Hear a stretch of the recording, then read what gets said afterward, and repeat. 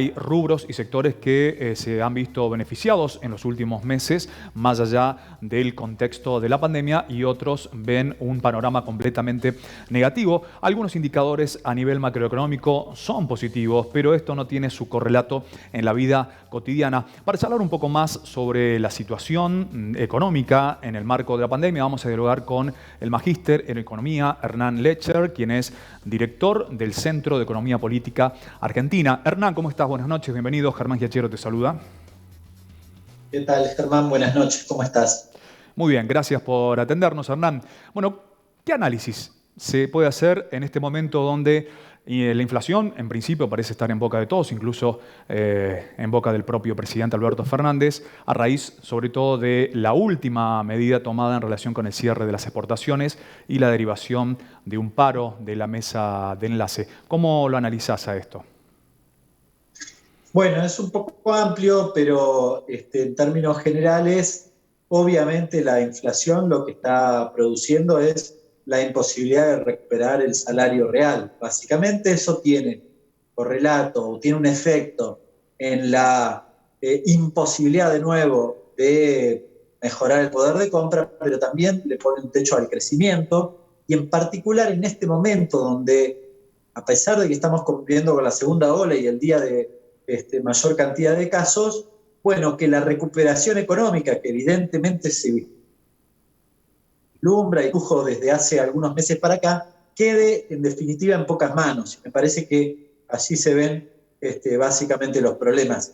En materia inflacionaria, bueno, yo creo que en términos generales, de nuevo, después podemos ver las particularidades, pero lo que está viviendo es una economía donde en la digamos, entre el conjunto de factores que pueden influenciar sobre los precios, una parte importante se la lleva el efecto que tienen los commodities y la presión que tiene sobre los precios en general.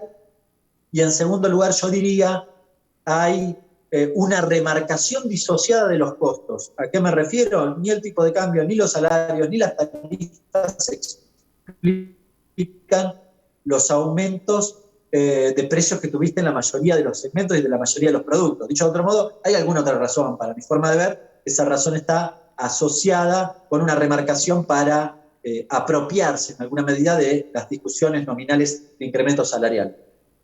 ¿Esta medida de cierre de las exportaciones de la carne vacuna crees que es una medida acertada en relación en este contexto?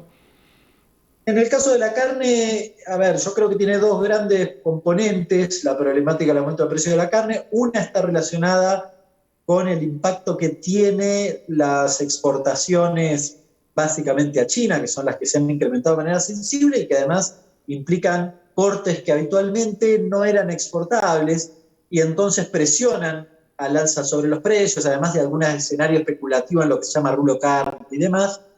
Y en paralelo, me parece, digamos, la medida del gobierno se orienta a esta cuestión en particular, pero en paralelo yo diría que hay una segunda problemática relacionada con una cadena muy opaca en términos de producción y comercialización que creo que en algún momento tiene que lograr transparentarse, es decir, tiene que ganar en trazabilidad, tiene que ganar justamente en transparencia, es decir, en la formación del precio se explique por qué se remarca como se remarca, y me parece que juegan un rol importante un puñado de frigoríficos y en principio el mercado de Hacienda relativamente, porque no es el mercado de Hacienda de hace 20, 30 años atrás, pero algo que ver también tiene, ¿no?, en el lugar de la formación del precio.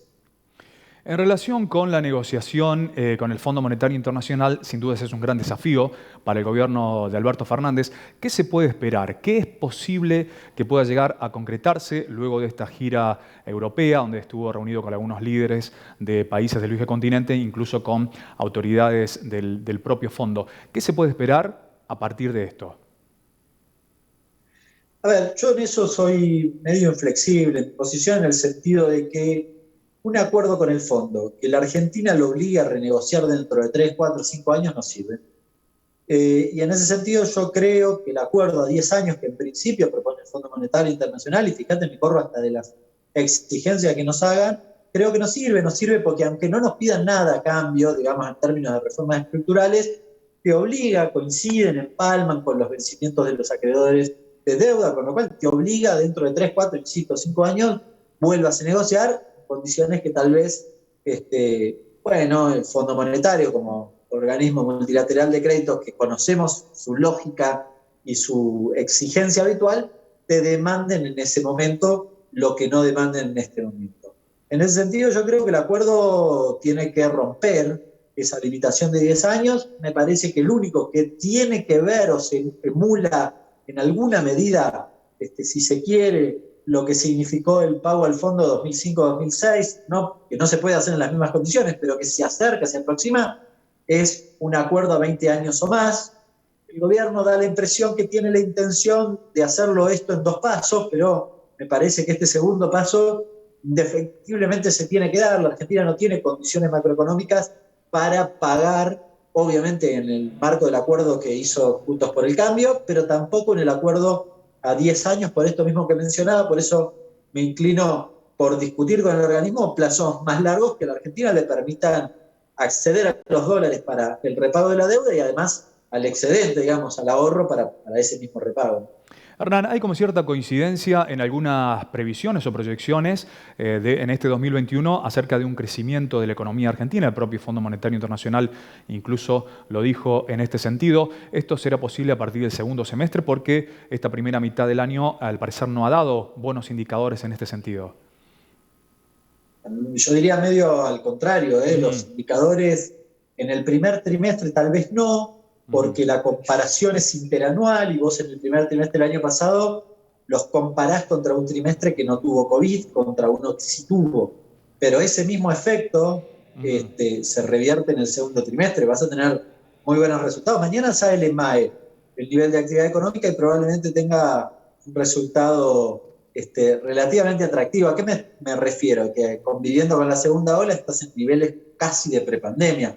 Es muy difícil que vos tengas niveles muy superiores, habida cuenta de que pensá que algunas actividades no pueden funcionar al 100%, el turismo no puede funcionar al 100%, con lo cual compararlo con un mes normal siempre iba a dar un guarismo magro. Ahora, en esta segunda parte del año, diría desde mayo en adelante, mañana vas a conocer abril, el dato vas a ver que va a ser muy bueno, vas a tener guarismos muy positivos, incluso con la conjugación de la segunda ola.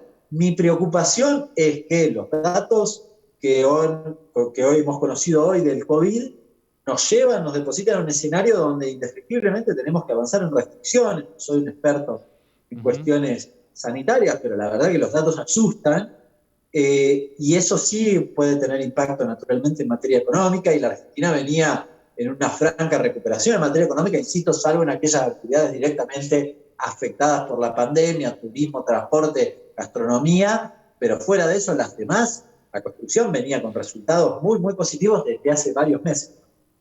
Hernán Lecher, director de CEPA, magíster en Economía, te agradecemos el contacto y la información. Un abrazo grande y buenas noches.